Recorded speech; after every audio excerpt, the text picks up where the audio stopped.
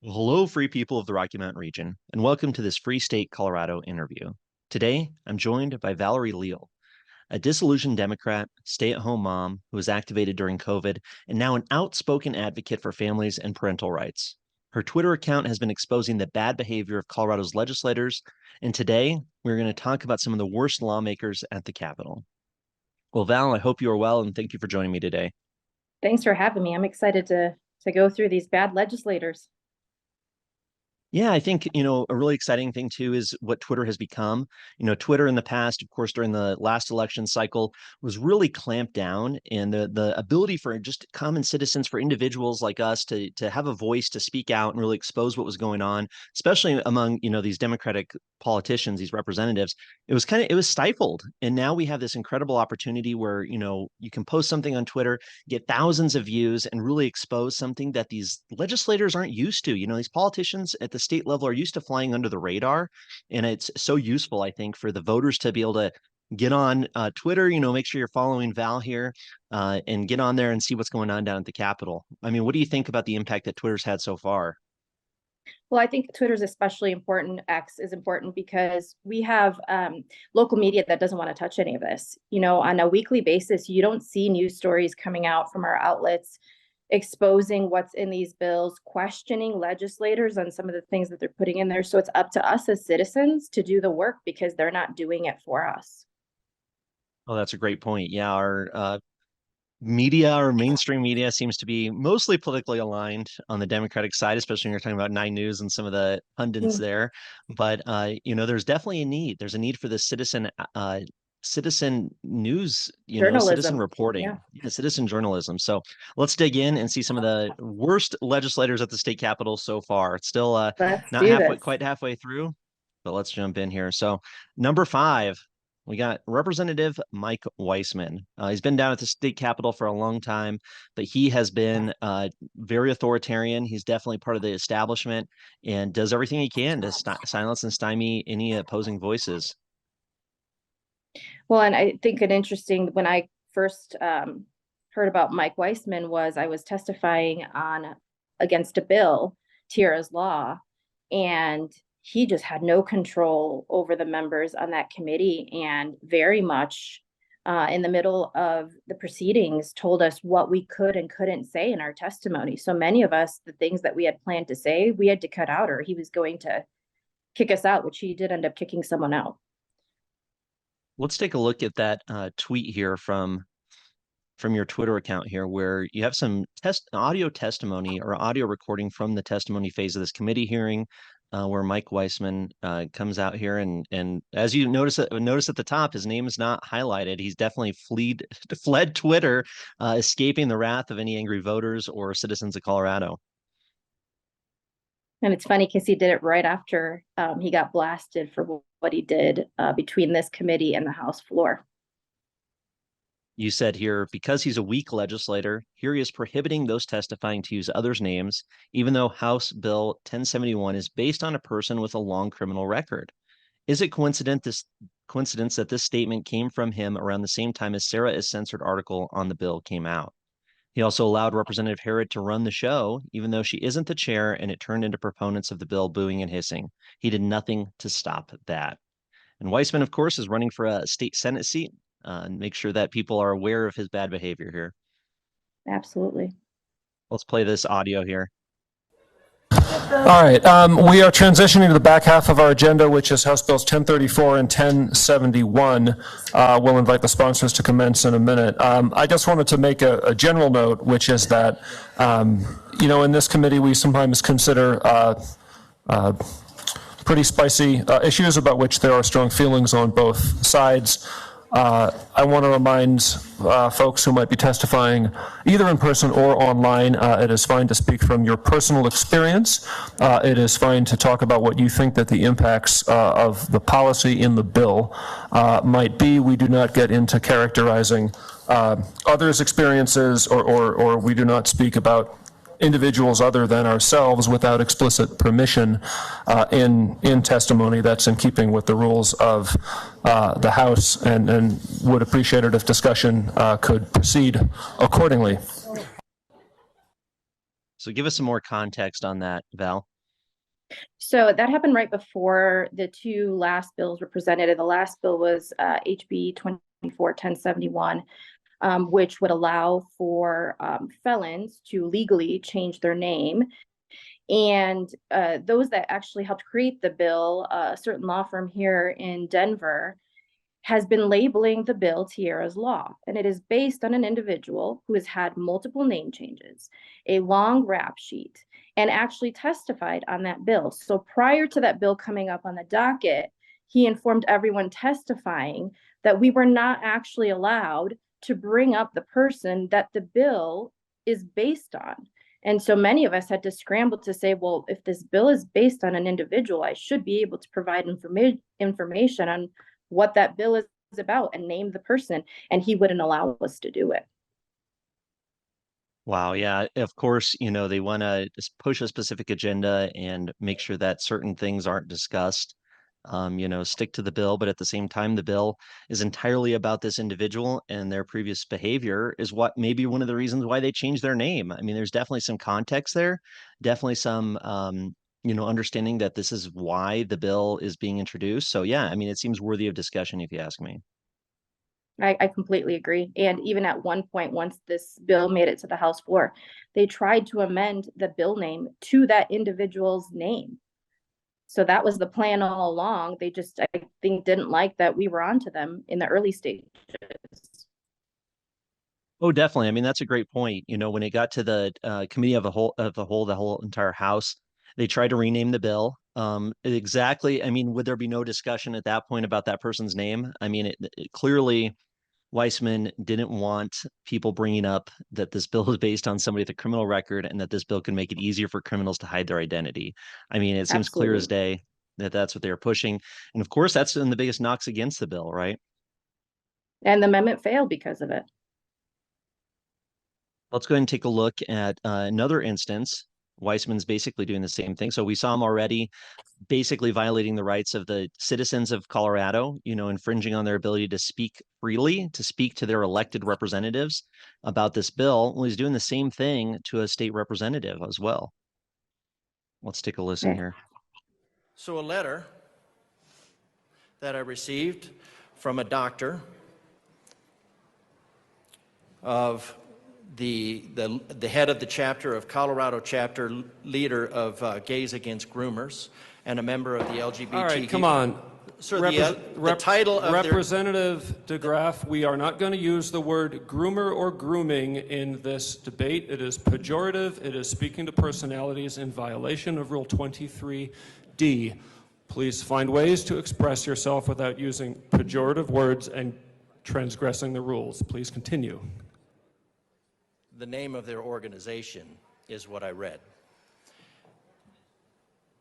They have a First Amendment right to name their organization whatever they want. Okay. All right, I'm sorry, Representative. We're going to have a brief recess. What do you think about that one, Val? Well, I think Mike was a little riled up after, because I believe this came after the committee hearing on 1071, if I'm not mistaken.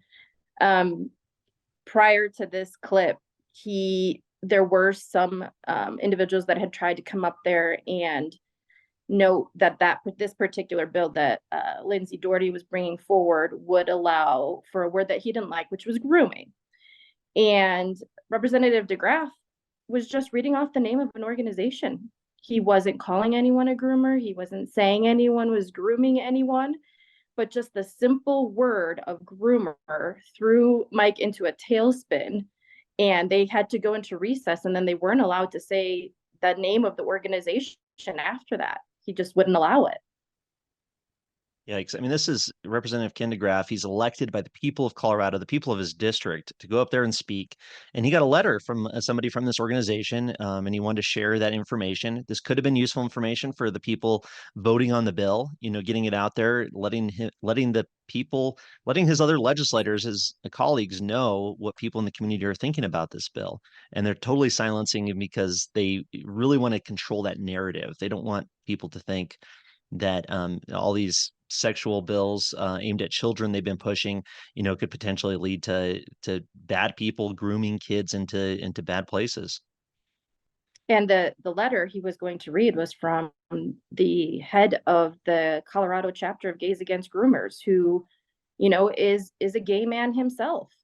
I don't know how that doesn't actually apply to the bill that they were trying to pass, which was related to what they call gender affirming care for foster kids.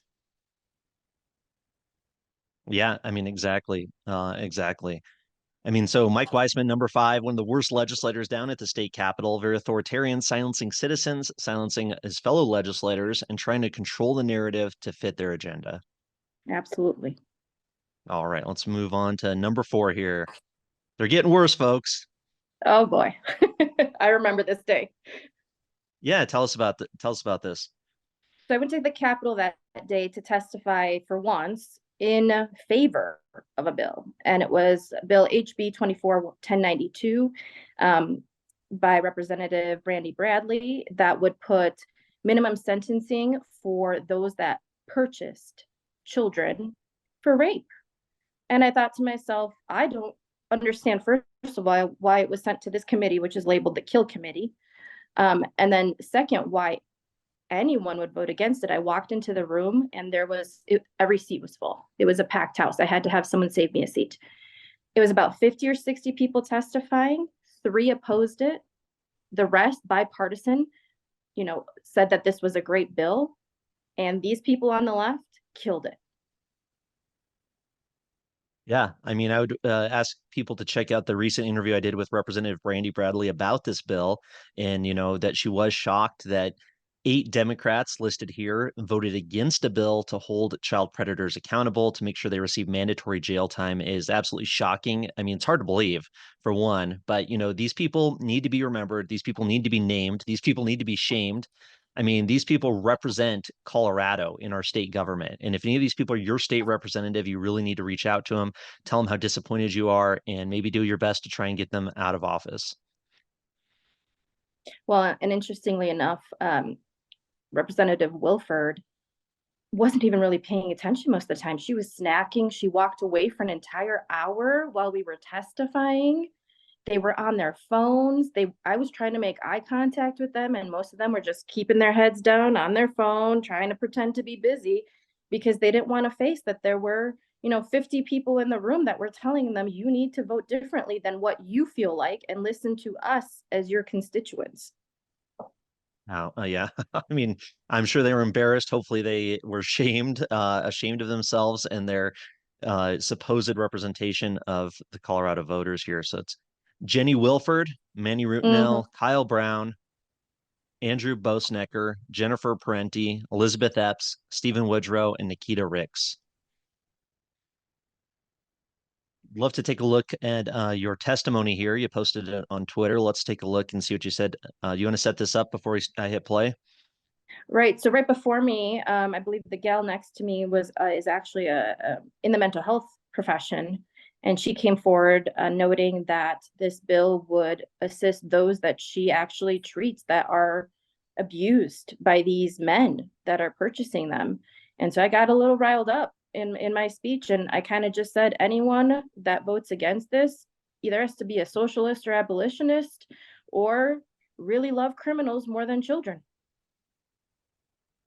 Wow. Yeah, I don't know how anybody could keep their cool over this subject, that's for sure.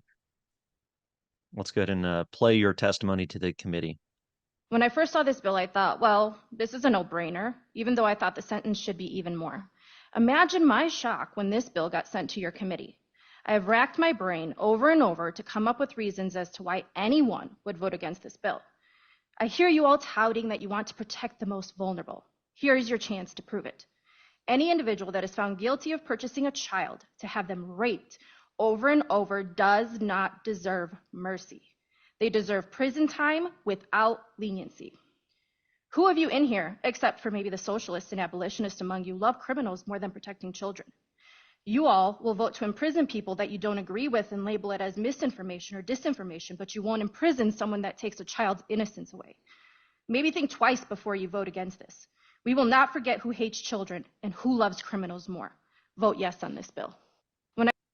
Wow. It didn't matter though. They didn't care. That's true. The fix is in, they knew they were going to kill this bill, that they wanted to I can't even figure out exactly why. I mean, I have my suspicions as to why they support this. I mean, what do you think? What was the general feeling in the room down there in terms of the response to your testimony and just kind of the general feel of the day? Well, there was a mother of a survivor that had testified in a couple of rounds before me. And Rep. Epps at one point looked at that mother and said something to the effect of, please try not to have tears when you're answering my question. And I just thought to myself, they're heartless. There's no talking to their emotions. There's no talking to them logically. These people are bent on voting a certain way for I don't know what reason other than they just, I guess, believe that someone that abuses children should have leniency because maybe it will make them better human beings. But that's all I could think of. And how you choose an adult human being that has the mental capacity to be able to make decisions over a child who is the most vulnerable in our society is beyond comprehension to me, and honestly downright evil. Yeah, I mean, evil is the word for it. I mean, mandatory jail time is the least of what these people should face, but not according to these 8 legislators, these 8 representatives down at the State House, unfortunately.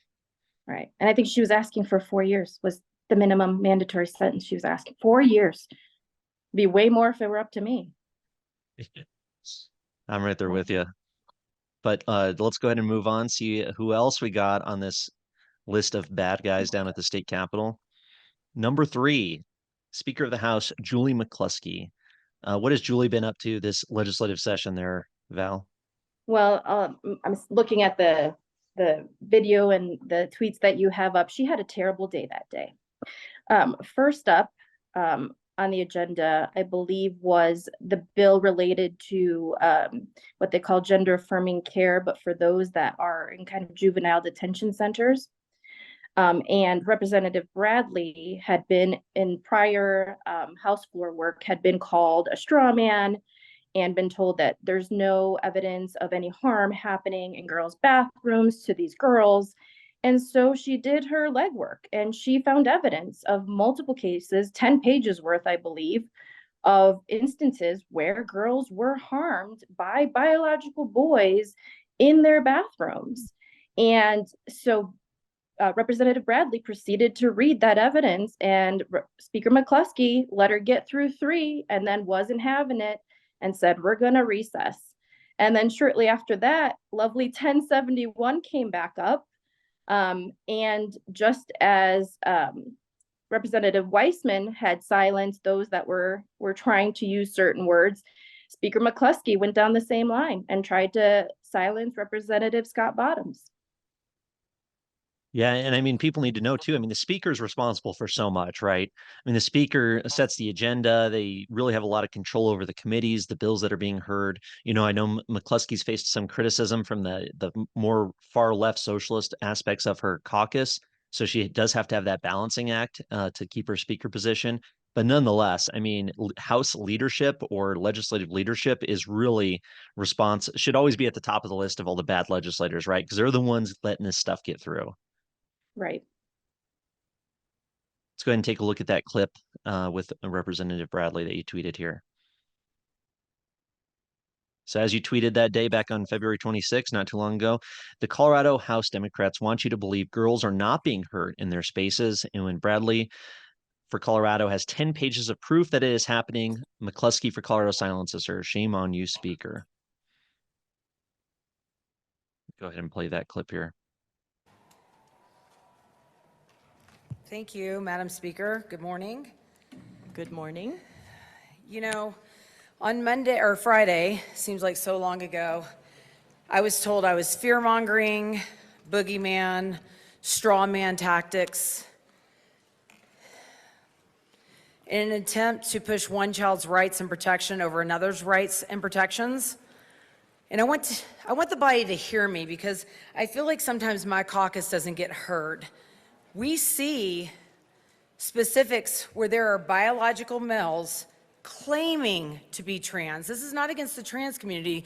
These are biological males accessing bathrooms and locker rooms and providing issues with women. And I'm going to, because since people came up here and said there's no real stats, I got 10 pages worth of them. So I'll read them in my 10 minutes.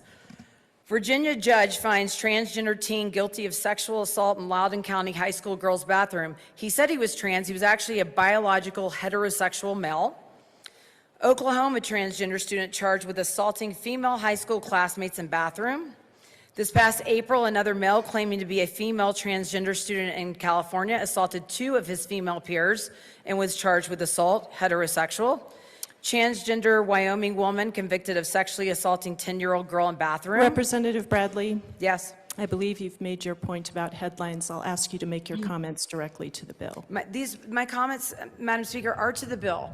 It was said here in this chamber on Friday that I was fear-mongering and this was not happening. And now you're attempting to limit my ability to tell you how often it is happening. I was called a boogeyman and a straw man.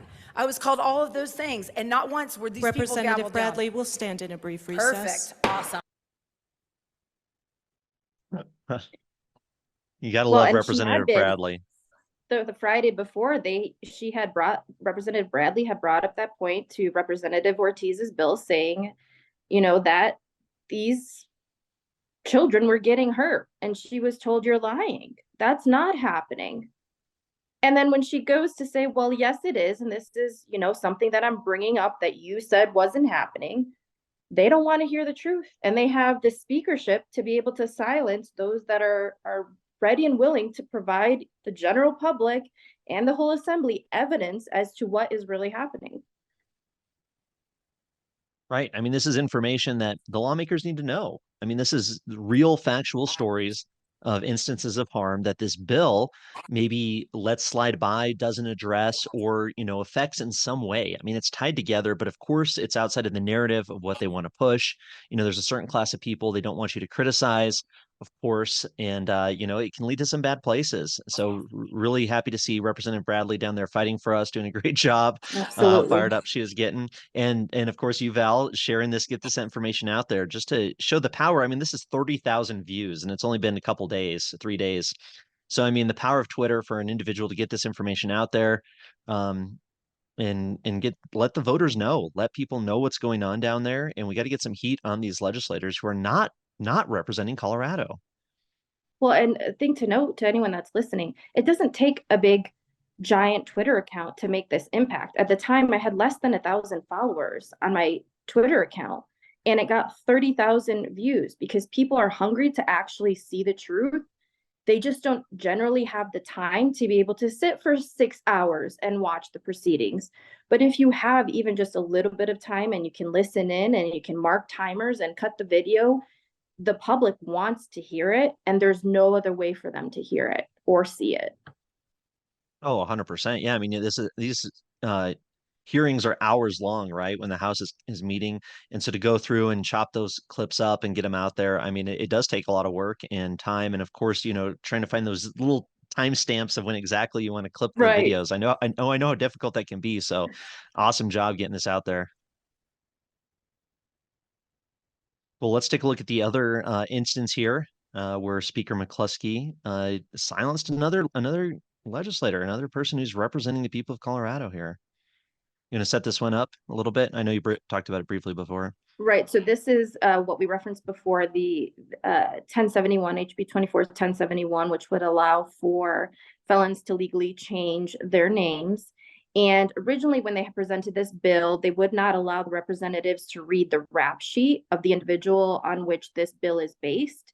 But then Representative Lorena Garcia laughingly, jokingly said, "Oh, you're going to love this amendment," and then giggled to herself as she presented that she wanted to officially change the name of the bill to the individual that the bill was based off, Tierra Latrice Kelly. And so Representative Bottoms said, well, now the objections you had prior to us being able to not only read the multiple name changes this individual has already done, we can now read their rap sheet. And McCluskie did not like that. Nope, definitely not. Let's see here. Back to order. Members, as we proceed with our conversation of Amendment L013, I do want to emphasize that we are focused on changing the short title of this act to Tiara's Law. As we speak about Tiara, we will provide Tiara with respect and continue to use her name as that is integral and a part of her identity. Not to use her name or to refer to her as anyone else is disrespectful and will not be allowed in this chamber. Thank you. Well, in this next clip, Representative Bottoms asked for clarification and says, please clearly explain to me what I am and am not allowed to say, which in my opinion is a 1A violation because he represents hundreds of thousands of constituents, I'm sure. But here she is, you know, he has to ask for clarification. What can and can't I say about this amendment that is based off of a person that you now want to name the bill after? Yeah, fair question. So I'm making sure that I've got this right. I know you just explained that. So can you explain to me, before I proceed, exactly why I was gavelled out? Representative Bottoms, you were not gavelled out. I put the House into recess so that you and I could speak briefly about speaking on Tiara's Law, the amendment before us.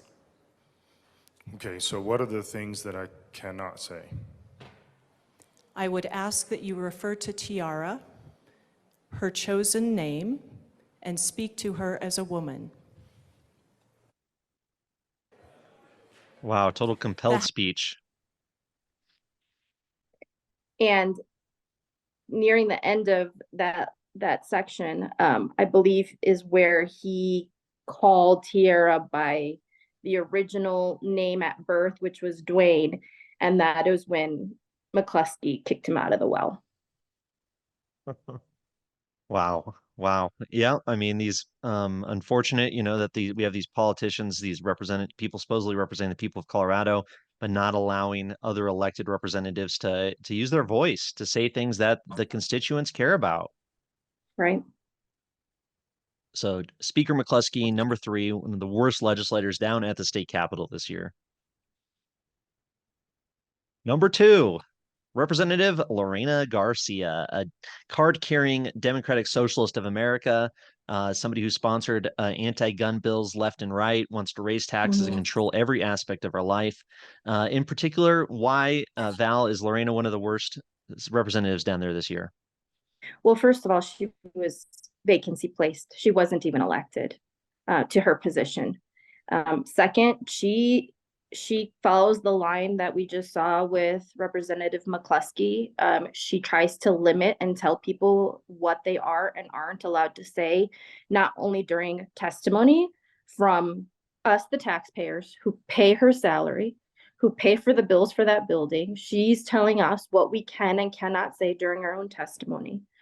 I think that she is probably number 2 on the list for the fact that she's childless herself, but a lot of her legislation goes to legislating our children.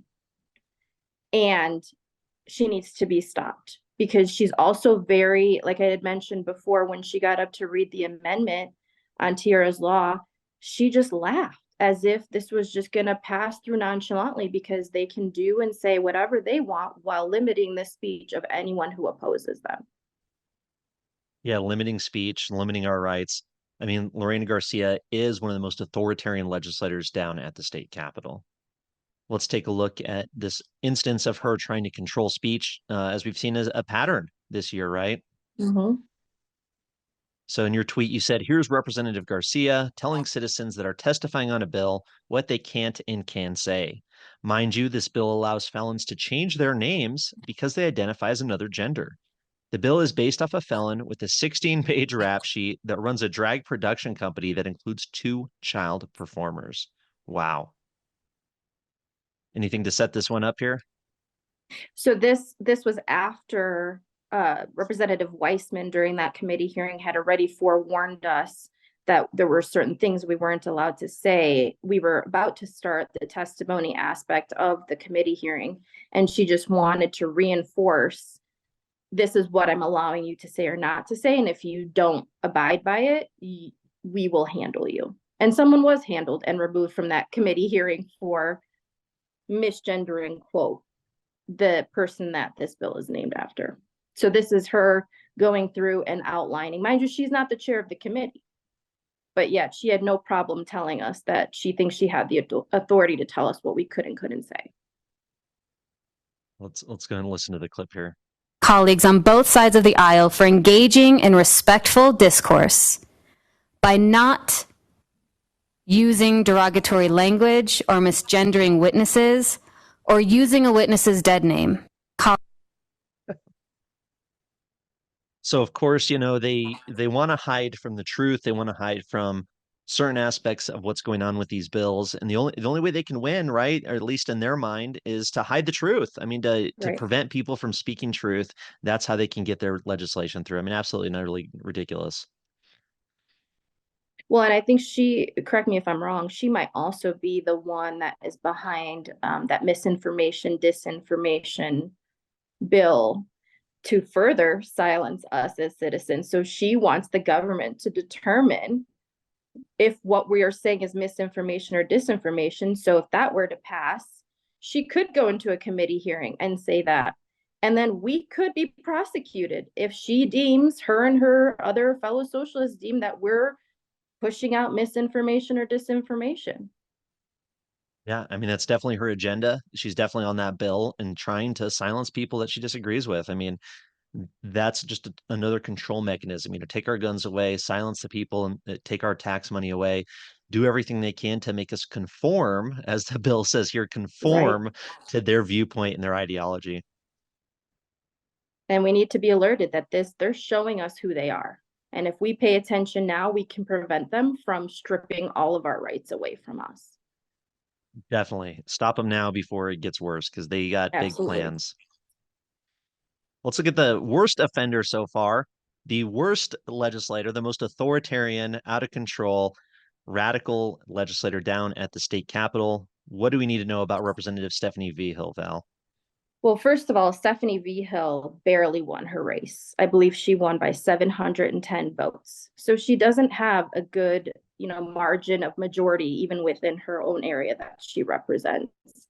She's brought forward HB 241039, which would compel all schools, including charter schools, which generally have autonomy in terms of this sorts of legislation, and they can apply for a waiver, to affirm a child's gender identity by allowing them to change their preferred name as many times as they want, whenever they want, without parental notification. And if a school or an administrator or teacher does not comply with that, they will be charged with discrimination. So not only are they then trying to compel parents to go along with their ideology, they're trying to create, she specifically is trying to create separation between families and their children. And now she's trying to force any teachers that might have either an ethical or a moral issue with doing that, with keeping a secret from a parent, with changing a child's name without parental consent, to force them into doing it, or perhaps they'll lose their jobs. It's so extreme, it's hard to believe. I mean, just this idea that, maybe a school staff member can maybe convince a kid to change their name, and then now all of a sudden everybody at the school has to go along with it. The school could really forge the identity of that student, and totally take control away from the parents. I mean, it's shocking, and people need to realize the implications of legislation like this and other legislation that Representative Vigil's pushing. Well, and who backs it? One of the videos that I'm seeing on here is she was endorsed by the education unions, and the lobbyist for Jeffco actually funded her money for her current campaign. schools currently do have written policies in place that state that they will secretly keep a child's social transition from a parent, and codifying this would give them the law to back up their policy. So all those parents that have been trying to sue school districts for keeping secrets would have nothing to back them up, because this law would codify what the schools are doing. Wow. Wow. Now let's read your tweet here. Why are legislators trying to codify parental deception into law with House Bill 24-1039? The legislators are bought and paid for by the teachers union. See video of sponsor Rep. Vigil. She also received a donation for her current campaign from the lobbyists for Jeffco Schools, Colorado. 2, Colorado school districts already have parental deception policies in place for transitioning kids. Codifying these policies into law would mean parents cannot fight back against the school district. 3, make no mistake, the bill sponsors hate conservatives and anyone that does not approve of sending children down the road of body mutilation. See the video below where the bill sponsor accuses conservatives of using children in their political game. Really? Because you are the one legislating our kids. So yeah, I mean, exactly what you were saying. I mean, it's ridiculous. This clip is some of these clips with this person is a little hard to stomach. Because Especially Vigil is. that one in the black shirt. That one was really difficult for me to listen to. But let's go ahead and just see what Vigil says so people can get an idea of how unhinged this person is here. For that, the Colorado Springs Education Association, I am so proud to have our teachers in my corner. The whole point in having a public school system is so that we can have education that serves as a public good, not as a private commodity. I am firmly opposed to the privatization movement that's attempting to charter, voucher, and otherwise splinter away our public school system. Part of the motivation for me to go into public service in the first place is that I'm a survivor of childhood abuse and neglect. And so I know all too well how valuable a safe adult is for kids growing up in rough homes. And they get that in our public school system in a way that's difficult to find anywhere else. High quality, equitable public education is also an absolute necessity to maintaining our democracy and having a civil society. If you're local in the Colorado Springs area, I do want to invite you to an event, but first, we're about to hit a major milestone in our. So yeah, people need to know that Representative Vigil's a total, bought and paid for by the teachers unions, is serving this big education agenda to keep the schools as indoctrination camps and basically replace parents. Which is an interesting thing that she says that's where they have trusted adults. But just this past week, there was a teacher in Jeffco who was found to be assaulting multiple non-English speaking children in a school in Jeffco, and they had known about some of his prior criminality and they still hired him. So I'm sorry, are these the trusted adults our kids are supposed to be going to instead of the loving parents who daily care for them? I don't think so.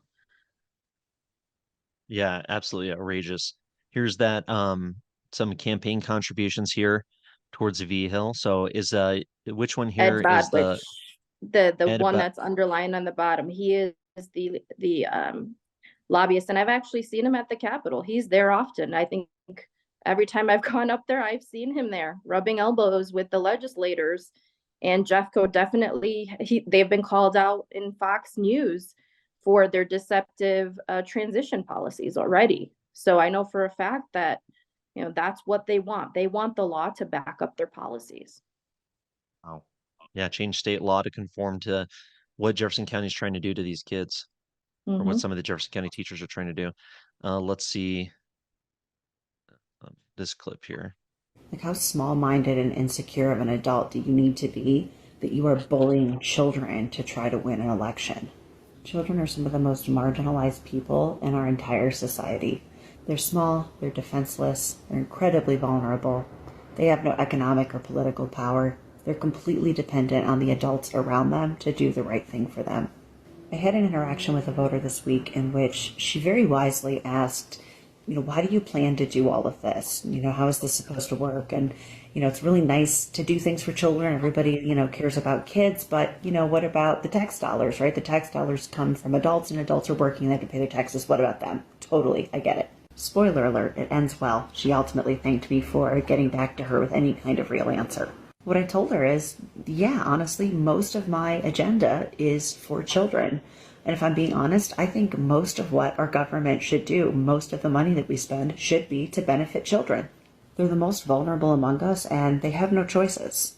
But everything that would protect them and empower them at a public level, conservatives are against it.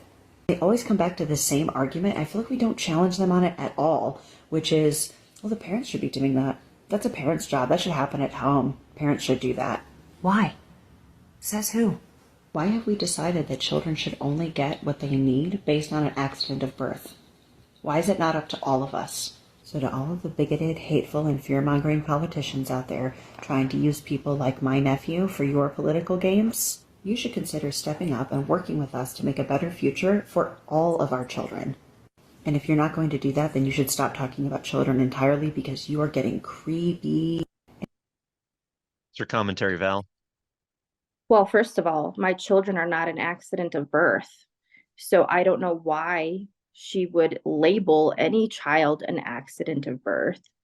Vigil in her other videos, and even a lot of her old tweets that I've posted, very much has a strained or possibly broken relationship with her parents, who she has listed over and over again that are conservative. And she deems that because they were conservative and they made her watch Rush Limbaugh and listen to Hannity, that they were evil. And she just uses the trauma that she experienced as a child herself to, I feel like, work through her trauma by legislating other people's children.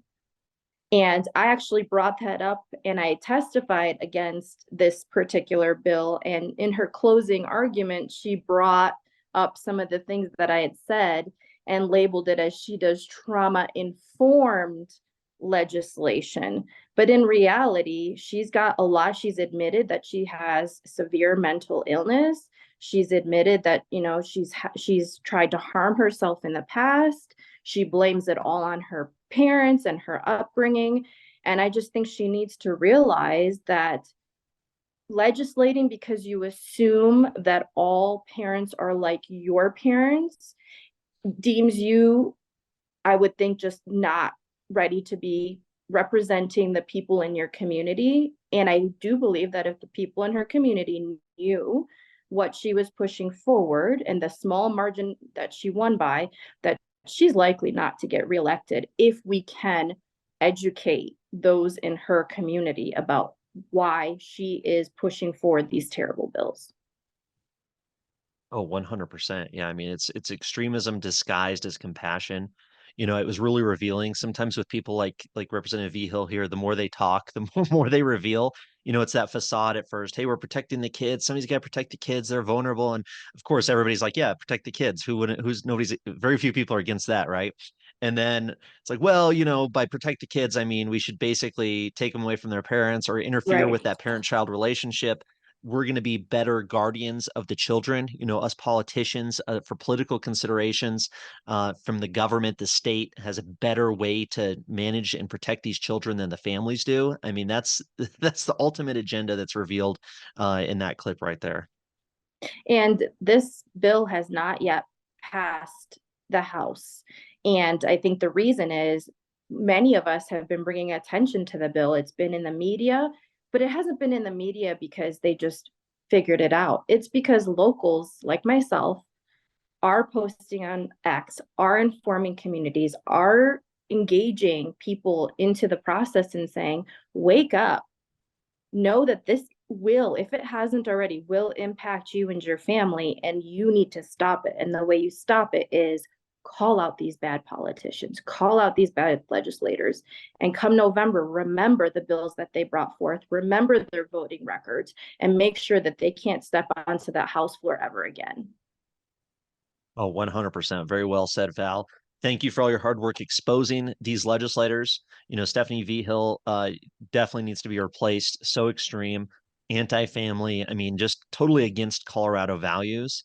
You know, there's 100 legislators down there. A lot of them are really bad. I think we did a good job hitting some of the worst. So thank you for continuing to expose them. Everybody who's on X or formerly Twitter, follow at Super of My Home. That's Val's account. Val's going to is doing a great job there, posting these clips and getting the information out there. And yeah, share it, get it out there to people in your community. If any of these people are your representative, if they're supposed to be representing your district, then make sure that you have a plan to get them out of office come next November, and keep an eye on what they're doing, and talk to them. You're supposed to be able to have good interactions with these people who are supposed to be representing you. Any final words here, Val?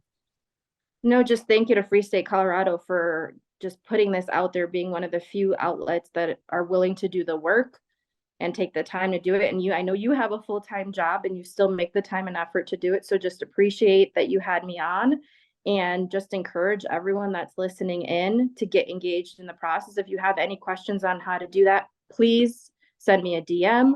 I'll do my best to get you connected with the information that you need. And let's just all join hands and fight these terrible legislators and make sure they never make their way back.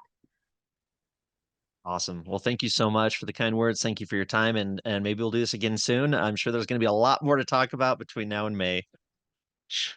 Thank you. All right. Take care.